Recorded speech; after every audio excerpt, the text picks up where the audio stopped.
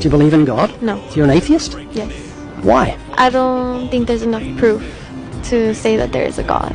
If I gave you proof, would you change your mind? Yeah, it would have to be pretty good proof. I can give you pretty good proof, absolute scientific proof, in about 1 minute. Should we give it a try? Sure. Every building is proof of a builder. Every painting is scientific proof of a painter. We know that because a building cannot build itself, it's impossible, and a painting cannot paint itself. A builder could have died 100 years ago, but you know there was a builder because the building's there. A painter could have died 300 years ago, but you know there was a painter because paintings don't paint themselves. Creation is evidence of a creator. Flowers and birds and trees, the sun, the moon, the stars, puppies and kittens, male and female, the seasons, the fruits, all these things are evidence of the genius of God's creative hand. An atheist believes the scientific impossibility that nothing created everything. That's your alternative. That's where you fall back to.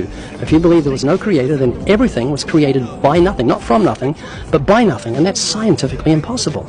Nothing cannot create anything because it's nothing. That's why the Bible says the fool has said in his heart there's no God. Let me ask you another question. Sorry. Who created God? You know, there are certain things in life that are very sure, and that is when an atheist gets proof of God's existence, they default to that question, who created God? Here's the answer. God is without the dimension of time. We are in time, we have to wait for time to pass, but God dwells in eternity, and that's where you're going to go when you die. So here's a question for you, Vanessa.